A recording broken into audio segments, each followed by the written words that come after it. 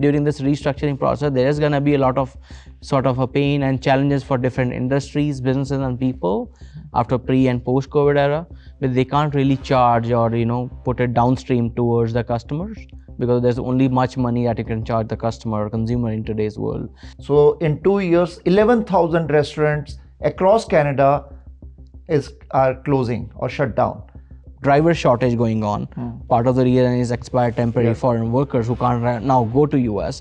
Canada is not falling apart, but it is under real pressure. So is Canada in trouble? Somebody who's making, let's say, 10 grand gross as a truck driver, he used to, let's say, pay 2 grand in terms of taxes. His after taxes paycheck was, or say, home income was 8 grand.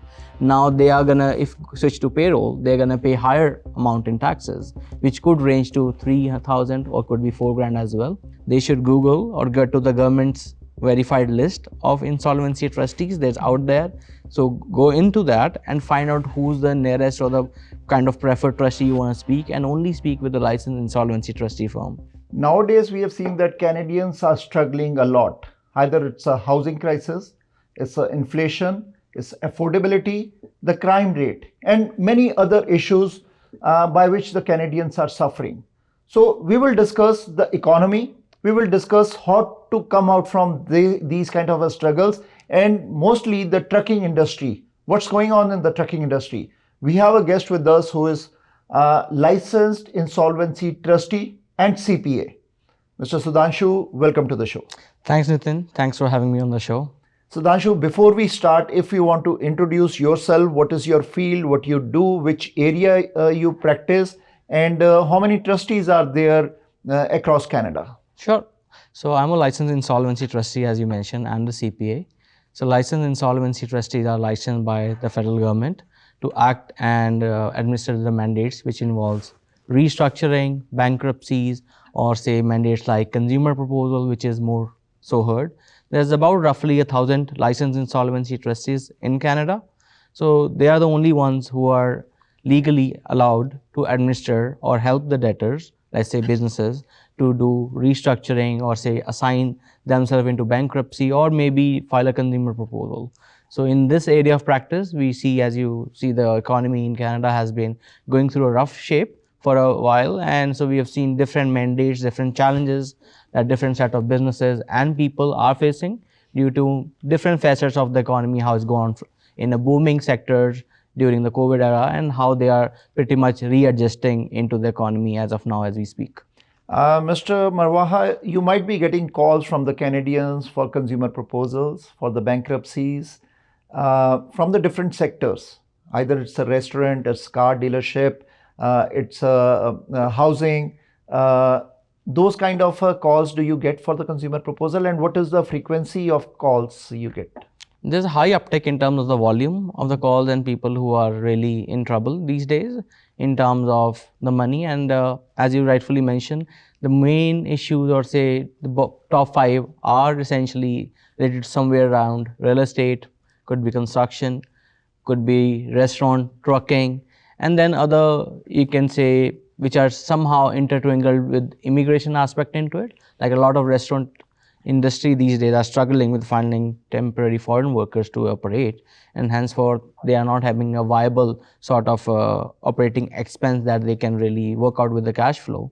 So there are few of these areas we are getting a high uptick volume as such now. There was a report published that in 2025, 7,000 restaurants being shut down, being closed. And in 2026, another 4,000 plus will be closing. So in 2 years, 11,000 restaurants across Canada are closing or shut down. So how you evaluate that scenario of a restaurant industry? I think when these clients come to us or the businesses, call us, the main issues they got is there's been a certain uptick in terms of their cost for the food products after pre and post COVID era, but they can't really charge or put it downstream towards the customers, because there's only much money that you can charge the customer or consumer in today's world. Especially for, let's say, even now people are going back into the office, but in pre that era where people are working from home, a lot of, say, restaurant industries or these restaurants, let's say, which were in core downtown Toronto area, they were pretty much dependent on people coming into the offices, doing lunches, meetings and stuff. So they So also for the had restaurant, one LMI is the issue, then incoming traffic is the issue, then higher grocery or food prices is an issue. That are the reasons, and manpower are the issues. these are the main sort of reasons we see in terms of the bucket. And then you'll also see the change in preferences. We are also seeing a lot of these calls which we are getting are from franchise models, like people who have restaurants from a franchisee, because in the franchise model there's a big chunk of money that they have to pass it over as a royalty. And we're also seeing certain change in preferences as per the recent immigration that has changed. The consumer preferences towards certain food products have really changed. Let's say the people are moving towards to a newer sort of concept and different cuisines compared to what it was pre-COVID era, because there's certain changes to the people in terms of the demographic as well. So there are certain scenarios we are seeing. Like for instance, on the good side of things, we are seeing an uptick in terms of franchisees from outside of Canada, newer and different cuisine. Let's say some South Asian brands which are trying to come in and penetrate into the market because of the higher diaspora that we've seen coming into the country in the last, say, 5 years. So food industry is struggling. It is struggling, yes. So let's move to the next is Canada in trouble? Because reason is Canada is not falling apart, but it is under real pressure. So is Canada in trouble? Canada, like you rightfully said, it is in a challenging scenario. Let's say, as in our business, we do restructuring. It's usually done when there's a viable business to save, some things to save. So yes, Canada has a viable story, a viable resource pool to save, and it is in self going through a restructuring of the whole country as it's moving its, let's say, trade and income statement from US. Now it's moving to, say, Asia Pacific, to Europe and Nordic country as we speak. Our Prime Minister is trying to get a lot of trade agreements and deals done, which are moving out of the US. So there's a big sort of a restructuring that going on. So in a sense, yes, during this restructuring process, there is going to be a lot of sort of a pain and challenges for different industries, businesses and people. So the transition itself is not easy. As we speak, it's going on, but it may take a while. And a lot of businesses who are, say, leveraged out pretty much, who don't make as much, don't have access to much capital, they will unfortunately face challenge and may be, closing down the shops. As we speak, a lot of these businesses are actually, choosing those routes because they don't have money to survive and they can't source more funding because there's not much liquidity as such, right? So, Mr. Marwaha, what is really driving the weaknesses right now? Uncertainty is there in Canada. Uncertainty. People are uncertain because buyer, seller of a real estate, uncertain. Investor is uncertain. Industry, small business, they are uncertain. So there is a confidence lost into the system. And crime, we already saw what is the level of a crime. So what is the real driving force for this uncertainty? See, for any country or even any enterprise as such, I'm trying to give aspect of the business side into the country as well. So uncertainty usually isn't really likable by either investors or consumers for a business. Similarly, uncertainty drives people out and they don't get the confidence to, let's say, invest. Let's say in COVID era, people were very confident in the economy. They were pouring money out, investments or in. It could be investment more so in real estate, not say compared to the businesses. But I think uncertainty in terms of the laws and how immigration developing, let's say for a lot of restaurant industry, if they can't find workforce, they are pretty much unstable in terms of how they're going to operate and would they have the right skilled workforce to pretty much continue the operations. And then, as you rightfully said, the crime that adds up to well in terms, let's say the bigger, say 1% of the people who are migrating into the country, the millionaire index as we speak has a 10th, Canada ranks 10th on that. So they also find little uncomfortable when there is a country, because Canada as a Western country is a stable country, got good sort of reputation credit wise but the crime itself, it is pushing hard. Like I have been into a couple of discussions with these multimillionaires who emigrated into Canada to get a better sort of a lifestyle and have a safe country sort of system here, but they were met with certain situations which really dragged them out of the country, especially those incidents were tied up to the crime. So yes, these few factors come into play and tangled it out in terms of what we are seeing today in Canada in terms of challenges. Nowadays, people, they are getting calls. I also got a few calls on this matter that people they call, are you into some kind of a debt? Please confirm us that you pay some kind of a debt every month. And those are the phishing calls. But they say government backed program we have, which is a consumer proposals. So means the scammers also know that Canadians are into debt, and there is a program backed by the government, consumer proposal, and we can help you. These kind of calls, the scammers, they go one step ahead. So how many calls you get from the Canadians about the consumer proposals? And that is one of the tool the government has given for the consumer proposal. The small businesses are struggling, trucking is struggling, and the job numbers, which we have the job numbers, 84,000 jobs lost in last month. And then government said we have added 10,000 jobs, which are part-time jobs. So how you see all this scenario of the Canadian struggling with jobs, real estate, investment, and housing, all this scenario, being a trustee in the licensed insolvency trustee, how you see that this Yes, scenario? definitely people are struggling for all these different reasons and factors that we discuss, and you mentioned rightfully right now too.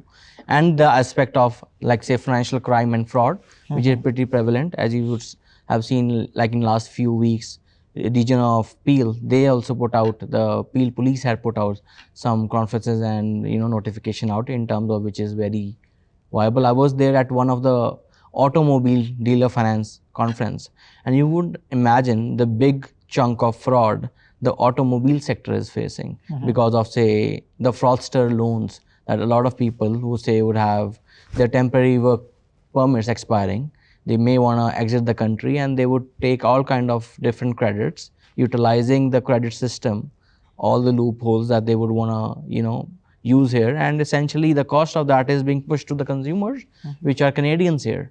There's a big chunk of financial fraud, like you mentioned, these calls that you get for people to fish if you are one of the person who is good for a consumer proposal. Like I mentioned, there's only certain number of licensed insolvency trustees, and in case people are in trouble and they want to speak in terms of their options, they should Google or get to the government's verified list of insolvency trustees that's out there.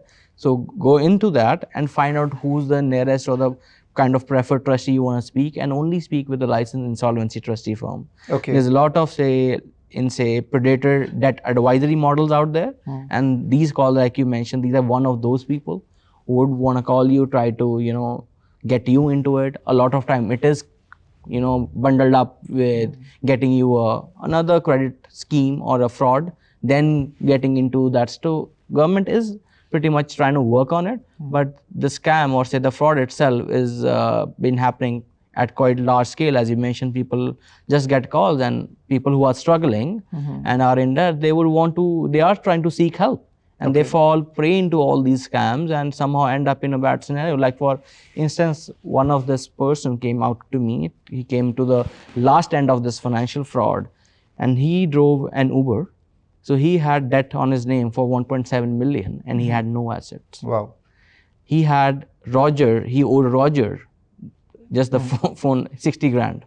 Okay. And then he was, preyed into doing all kind of frauds, insurance fraud, financial frauds, loan schemes. He had 4 cars on his name. Wow. And the car wasn't there. So in itself, it's a big sort of, let's say, criminal, so organized, say, crime that's happening. So financial fraud is a major concern here in Canada. It's a big thing. Correct. Even banks are struggling. Like I mentioned to you, from the data set I heard from this conference, $500 million a year is the financial fraud sort of a hit that banks in total in different financial products has to take yearly. And guess who's going to pay for that? It's the Canadians, because the interest cost is going to go up. Guess why your insurance cost went up? So banks are never in a loss, because they will collect it from the taxpayer. They essentially have to. That's their business model, right? If they are seeing more risk, the way, say, insurance works as well, in terms when you're lending something out, you always have to make a provision. But why can't we stop this financial fraud which is happening, as you mentioned, this case of a... I think government can step up and try to do a lot of things here to stop it. Can is a big word. Yeah, it is a big word, and even the OEMs, let's say, they could put in the process, like I was on that. So they are implementing quite a few changes. Like usually to get a car loan, you don't even have to share your social insurance number. But government can. But right now they are not stopping the financial fraud. It's happening a big way. It is happening. It is happening as we speak. Every day people are getting into that scenario. They're being lured into a lot of which is called an exit sort of scheme from Canada, where say people who came to country, they have a lot of debt. They will lure them into, okay, we will get you little money before you leave out. And they will essentially try to, solicit them into all kind of financial frauds. And trust me, these people who get into it, they don't even know what sort of a level of financial fraud and scam they are getting into. Oftentimes I've received call from people who are getting into mental depression, and some people have been trying to even commit suicide because they start with it and they think everything is good and friendly. Somehow they end up in a criminalized group, and then they don't really get to know what's happening because they start with, okay, we need to do this one loan scheme. So government should act to stop the financial fraud, because that is damaging our society, our institutions, and meantime the Canadians, they are being targeted with the financial frauds. Yeah, they're paying the cost for it. Like I mentioned, right? If the bank's going to lose money, they're going to charge up the interest cost to cover that up towards the consumer. So they are paying, somebody's paying for that. Mr. Marwaha, let's move to the trucking section now. The trucking, how the situation is of trucking as of today. What is going with the Driver Inc., with CRA, and with PSB, which is Personal Sport Business. So what is going on? Because we have seen the organizations, they were advocating for it. Driver Inc. versus the payroll system. Then CRA got involved. Then lot of letters were being issued. So being a licensed insolvency trustee and CPA, you might also got many of these kind of inquiries. So what is happening, if you can put a light on this? Yeah, in the recent budget, $77 million was allocated to CRA to pretty much go after and assess a lot of these incorporated drivers, which CRA and ESDC, they consider them as employees and not rather as a subcontractor.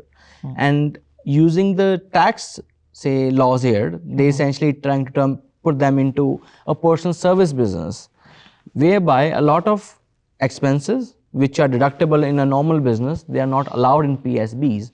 And today, as we speak, hundreds and thousands of these truck drivers who are incorporated under Driver Inc. model, they are getting and they are expected to get more of these reassessment audits, letters, which essentially get them a big corporate income tax bill, which can range for 40, 50 grand for just a couple of years.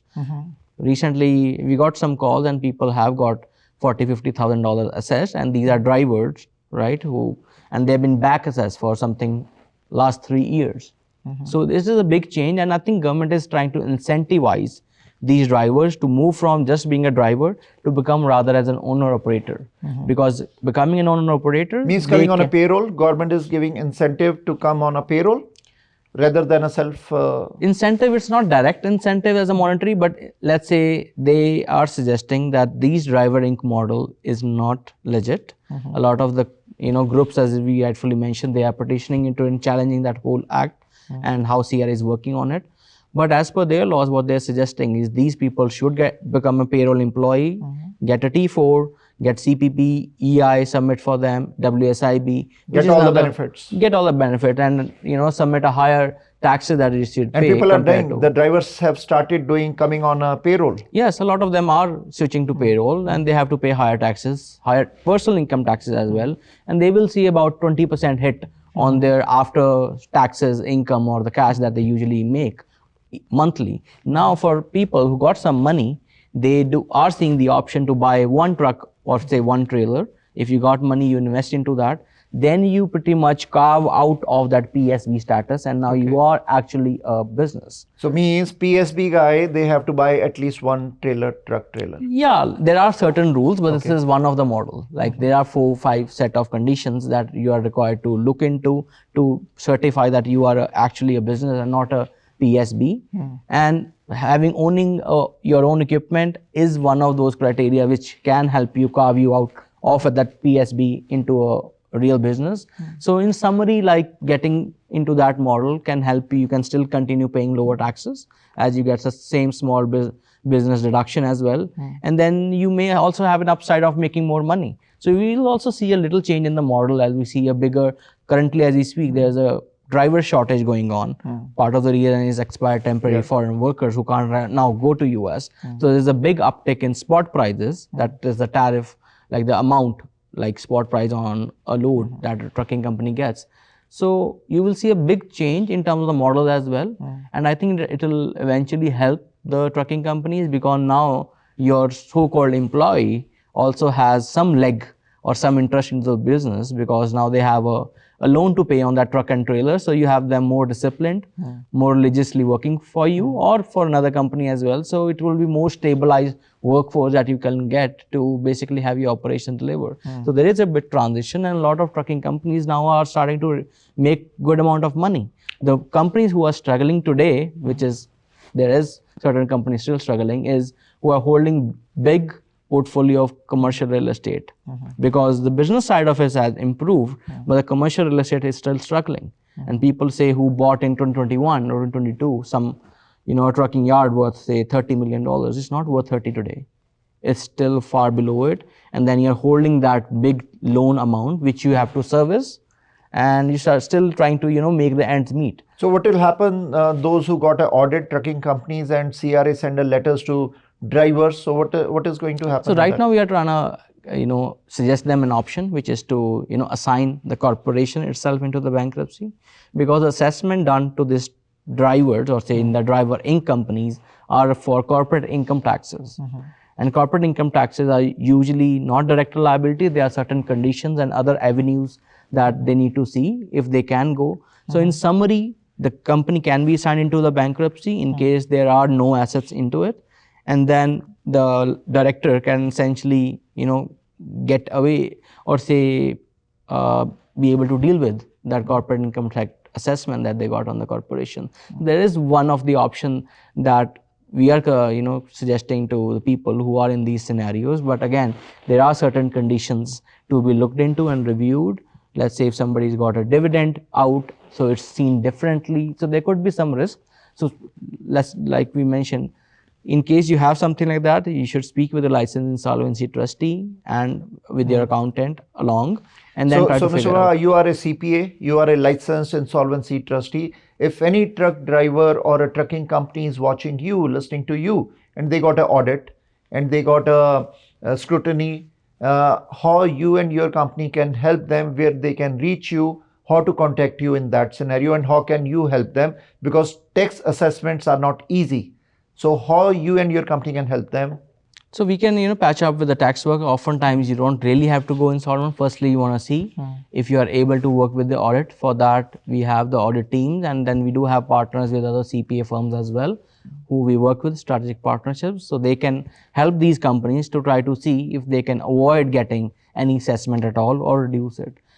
Only if push come to shove, the assessed amount is so high that it is an insolvency event. Let's say a person who makes 4 grand a month, and now he's assessed 60 grand for CRA debt. It's an insolvency event and there are no assets to serve.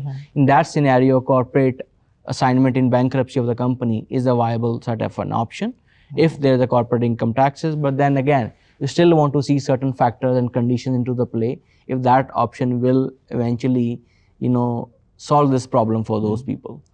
So, So how can they reach you? Which phone number they can reach you? So my number is 647-648-1250. So they can reach out to me, and then we can schedule an appointment for them, sit down and look through. Can you repeat the number? Yeah, 647-648-1250.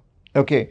And is this crackdown pushing the market towards owner-operators? Yeah, like we just suggested, right?